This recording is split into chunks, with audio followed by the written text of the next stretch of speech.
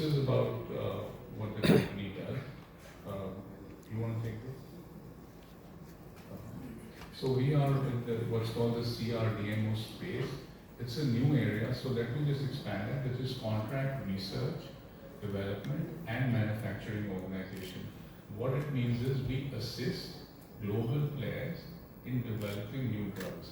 You see, as world over, with urbanization and change in lifestyle, the disease burdens have also changed. From going from things like, even in India we can see that, from infection, now the largest disease burden comes in lifestyle diseases like metabolism, like diabetes, metabolic diseases, depression. All these are new age diseases. So what these new age diseases need is new age drugs. So we assist global companies in developing these drugs, and not only just help them develop it, we further assist them in manufacturing this, and therefore we are an end-to-end supplier of services in this CRDMO space. What Anthem did differently was, right in the beginning we set up biology and chemistry both. Now if you look at it, most companies will concentrate either on just chemistry or biology. Very few can do both of these at the same level of competency together. So Anthem did that at scale and with large investments right up front. So we were able to build a very large pool of scientists who and dedicated both to chemistry and biology. Now, out of the 2,000 plus employees that we have, 1,500 are scientists and engineers, and you can see we are a very science-heavy company that allows us to develop new technology for our customers. The second thing that part of our business is specialty ingredients. Now, what specialty ingredients is? This is again something which is very new age business in the sense that ever since COVID, people have realized taking charge of your health is very much a priority for all of us. And again, we need supplementation of food because we are eating badly. We don't have time, and we're eating a lot of processed food.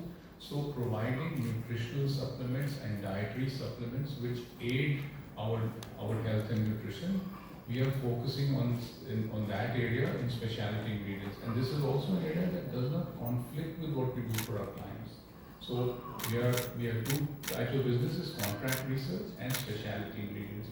Here we use our own technology and platforms to make things like probiotics, enzymes, nutritional food active, some very unique APIs, vitamin analogs, and biosimilars. So this is also an important part of Anthem's business, and it affords us both growth and a similar type of margins that we have in contract research. I'll layer it with some numbers on it so that the media can also understand how the split of revenues is coming in from. So CRDMO caters to almost 80% of our business, and specialty ingredients is about close to 20% of our business. CRDMO is largely for the developed markets, US, Europe, and Japan, and specialty ingredients is for our ROW and India markets. Given we work across both discovery, development, and manufacturing, you'll also see that we work on 10 commercial molecules on the CRDMO space, and close to about 150 programs which are on the early phase as well as the late phase development. This is a nutshell of what we have done over the course of the last 19 years. Close to about 8,000 plus projects which have come to us on the entire CRDMO space. I did talk to you about the 10 commercial molecules that we have supplied or we continue to supply, which are innovative focused molecules. We have our top 10 customers who work with us have an average average length of relationship of close to 12 years with us. We are a pool of about 2,000 employees, out of which 1,500 are scientists and engineers. Our facilities have accreditations across the globe, so we have been audited by US FDA, we have been audited by PMDA Japan, we have been audited by TGA Australia as well as Anvisa Brazil. In terms of our numbers, last year, March 25, we closed the year with about 1,845 crores of revenues. And as we had mentioned, best-in-class profitability metrics. We operated close to about 37% EBITDA margins, 24% PAT margins, and about 26% ROCE, which is one of the best in the industry.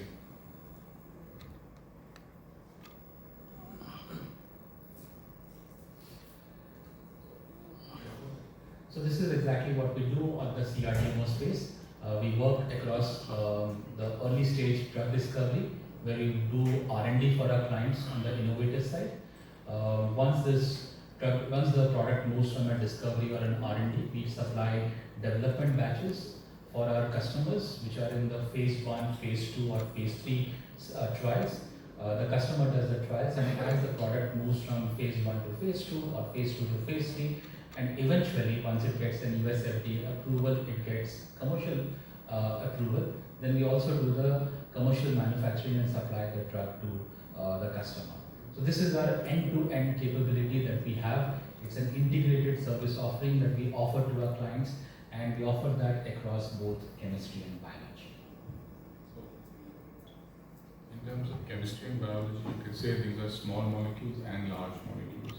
Now, the key, what really did we do which was different? So the first thing that we did was we went and supported or worked with clients which were underserved, which is the small biotechs. You see, in the last 25 years or 30 years, drug discovery has changed a lot. Earlier, big pharmaceutical companies were fully integrated research and development, and they kept it all in-house. But about 20-25 years ago, they realized that in spite of spending so much money on R&D, their pipelines were very thin. So they started downsizing their R&D. Once they downsized R&D, these scientists actually were very brilliant scientists, but probably couldn't deliver in the bureaucracy of a large company. They went out and started forming companies, which are the emerging biotech companies. They could get VC funding, and they could start a company, but they had no labs. There will be 5 or 10 people, they have some intellectual property, they have ideas, they know what to do, but they have no labs. And the established CDMOs of that time or CROs of that time, they were not willing to service these new companies, which are, because they are new, their projects tend to be small, their finances are not very solid. We went to these people and offered our services, and that is where we started our company, and it really took off because we became, in that whole ecosystem, the partner of choice. Today, many new drugs are actually discovered in small companies, and when they reach a certain stage of growth, they get acquired by big pharma.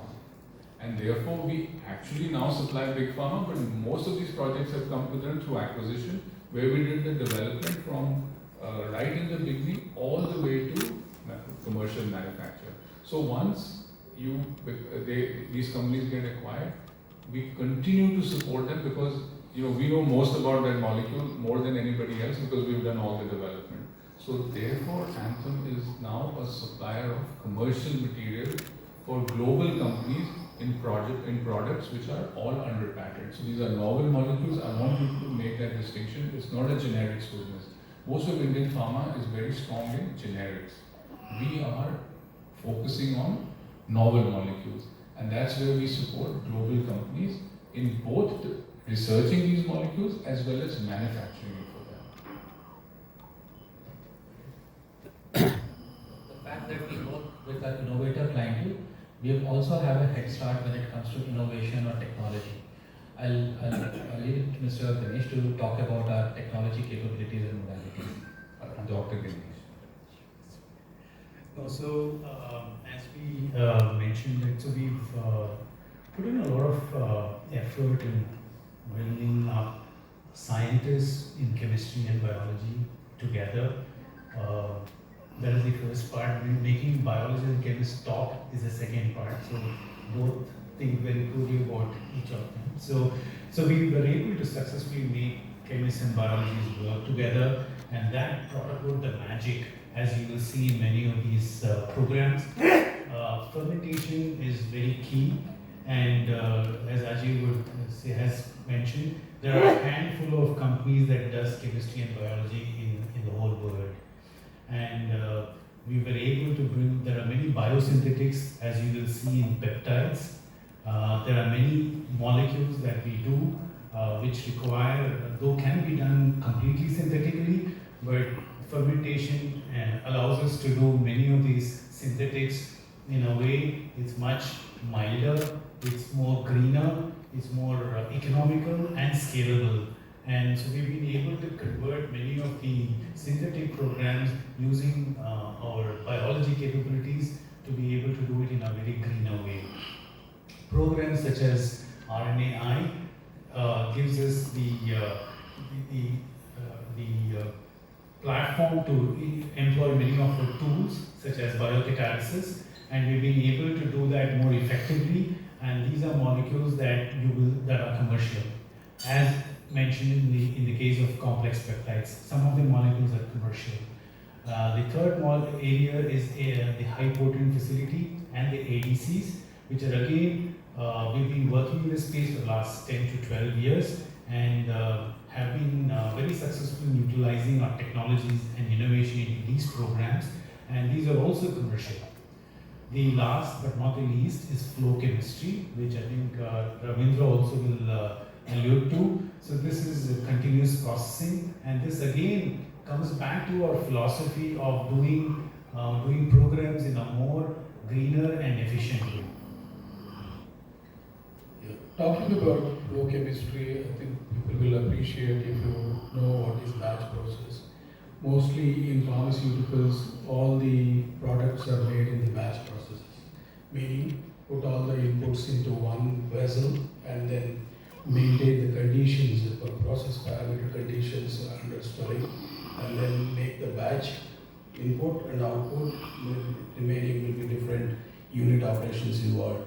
But then as you think about the scale, when you want to think about taking it to tons of scale, and then that scale, the issue comes up is the vessel size, right? If you want to do a batch size of, like in my days when I started, 3,000 liters itself was a big vessel. Today we are talking about 10,000 liters, 20,000 liters, even 30,000 liter vessels. But then when you keep on adding these kind of vessel sizes and adding these kind of chemicals and do the processes, one is the hazard involved, the safety becomes an issue, and the quality of the product also is an issue. So keeping this in mind as we were moving towards the manufacturing piece as a bigger piece, that's where the value capture is in large proportion. We decided to move some of the batch processes into continuous. And this continuous process is well known in the literature and the studies, but in practice in the industry, it's a rarity. So at Anthem, we have put up all sorts of skills, the engineers, the chemists, the mechanical engineers, all together, including the chemical engineers, designed state-of-the-art flow cells, flow reactors, and we carry out a lot of processes in continuous today. There are commercial molecules we have taken into flow, which people talk today to a large extent, but we are doing this for the past at least 4-5 years. And at Anthem, we have made a mission that going forward, the batch processes has to be moved to continuous. At least if you can do 25 to 30% in next 5 years, it's a great achievement in this space. So again, I just want to emphasize, these are technology platforms that really differentiate us. And it is actually at the intersection of disciplines that there is some white space left to do innovation. See, chemistry, there are 1,000 companies in India who can do chemistry really well. There are a few who can do biology well, but there are hardly any who can marry the two and operate in that space where chemistry and biology intersect. Similarly, batch manufacture, as Ravi is saying, many companies have large size vessels, but can you move it to continuous manufacturing? That requires developing in-house technology and getting chemists, mechanical engineers, metal workers, control engineers all to talk to each other and develop new technology. And we do all this at a commercial scale. People ask us, how come your company has the kind of profits and growth that we've had? The reason is this: we make innovation and new development as the cornerstone of our business. It is not something we do, by the way. It is something that we do centrally, and that's what differentiates Anthem from everybody.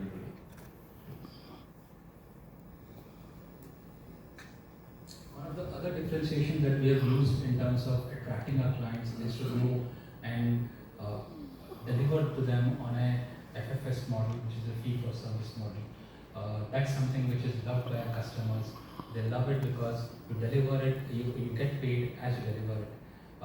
And over the course of this last 18, 19 years of our journey, we have mostly delivered with our success rate being close to about 96% on delivering on time in full. And that gives the confidence on our customers who give us those projects, which are early stage projects, but as these projects move from discovery, then it moves to development, then it becomes larger.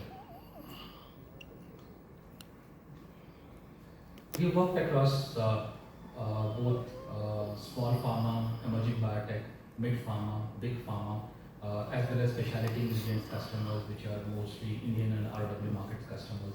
Right now we work with close to about 550 plus customers across the board.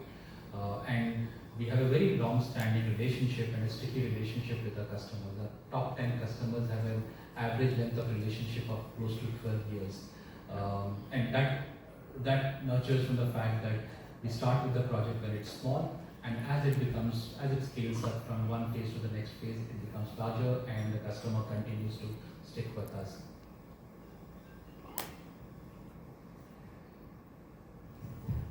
So the other element of our business is on the specialty ingredients, and that also has a significantly large TAM because as you mentioned, on specialty ingredients we are catering to areas which are more vitamin actives, probiotics, enzymes, nutritional actives, catered towards nutrition. We're working on peptides, biosimilars, and that also provides a significant amount of diversification from our developed market business, which is on the CRDMO side. Because it's more fermentation based, we can also use our capacity when our products in the CRDMO space is going through the approval cycle of phase 1 to phase 2 to phase 3, when the quantity is required to be smaller, but we can help in terms of using our assets to churn out more on the specialty ingredients. The outcome of this, we have the best asset turnover. Our asset turnover is about close to, I'll come back to this space, our asset turnover is about 1.5x as of March 24. It's about 1.6x as of March 25. It's best in class vis-a-vis any of our peers. We've also been quite proactive in terms of investing in capacity. In our business, you need to put up capacity because customers do come in if the capacity is there. And because we are working on customer projects which moves from R&D to development manufacturing, and as it crosses from one phase to another, the volume requirement increases. So we set up our Unit 1 facility in 2006, 2007, 2008, which was a small scale manufacturing. That facility we scaled up to about 24 kiloliters on custom synthesis and 2 kiloliters to fermentation. The track record of that facility is it has gone through US FDA audit 4 times, 2013, 16, 17, 19, and as recent as Jan 2025, all 4 times cleared with no 483s, no observation. Exemplary track record on US FDA compliance. We also have PMDA, TGA, and Anvisa in Unit 1. We scaled up our Unit 2 facility in 2017. That's a large scale facility. We set up about 246 kiloliters custom synthesis, 140 kiloliters fermentation. It has also gone through US FDA visit twice. Last was March 2024, which was again no 483s, no observations, and all authorizations of PMDA, TGA, and Anvisa being there. We are going through an expansion where we are adding 50% incremental capacity in custom synthesis in Unit 2. We are setting up our Unit 3 facility, which is a very customized high-end facility on peptides and high potent. That we have commissioned in phases from 2024 to 2025. We should be completing our construction and commissioning the facility by H1 of 2026. And now we have started work on our Unit 4, which we've just done the groundbreaking, and that's going to be our expansion for the next couple of years. So we have to build capacity in our business, and that's what we've been doing so far.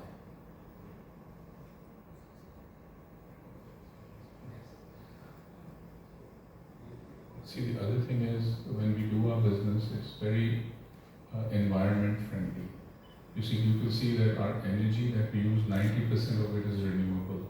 So when we look at what is nowadays, it's very fashionable to talk about ESG scores and green. we have the lowest greenhouse emission gas score among most, I would say, all the pharmaceutical industries. We also have one of the best ESG scores, not just in India but globally, for the kind of business we do. So we have actually taken, and why do we use more environment-friendly techniques?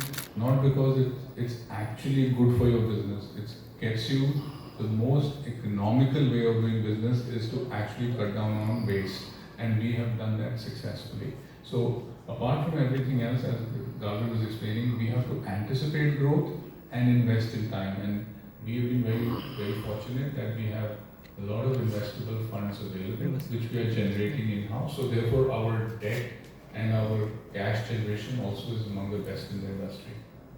The lowest debt, I mean. Okay, so some of this is...